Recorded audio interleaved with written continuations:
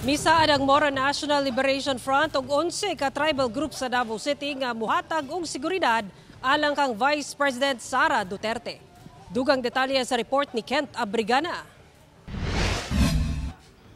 We offer to provide security if the Office of the Vice President needs it. The Moro National Liberation Front under the leadership of our beloved chairman, Professor Norm Iswari.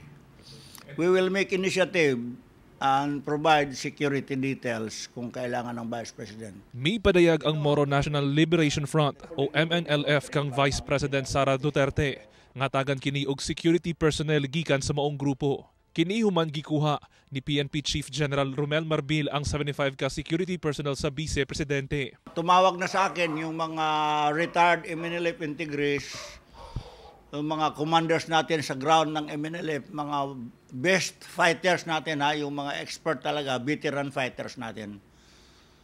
They call me, they are just waiting for the order, and then we will file the necessary protocols kung paano namin sila ayusin legally.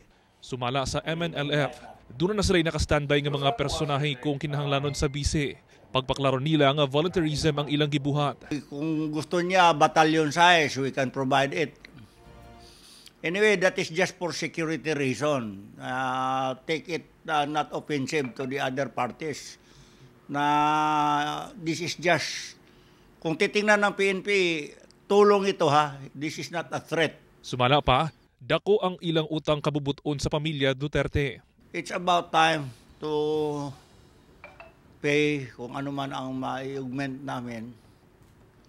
This is not a threat, and this is for the good and the best interest for our country. Samtang, misaad sa security personnel ang 11 ka tribal group sa Davao City kang Vice President Sara. Mukabat sa 220 ka volunteers ang mipresentar sa ilang kaugalingon.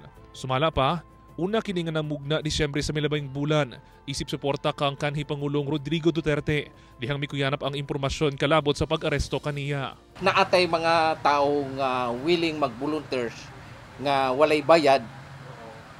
Kami pa ang magasto sa pagpakaon sa ilaha. Nag-ingon po ang lumad nga kami po mag-volunteers po mi. Isiguro sa nila nga andam gayud ang mga volunteer. Sa pagkaseleksyon na mo, amo na po ipa-briefing, ipa-orient sa mga amigo na mo nga mga retire nga mga colonel, general ni abot niya mga intelligent para lang sila makakabalo unsa ilang paimuon sa pag-security. Ginaulat pa sa MNLF og Deputy Mayor sa mga tribo ang tubag ni VP Sara kalabot ni ini.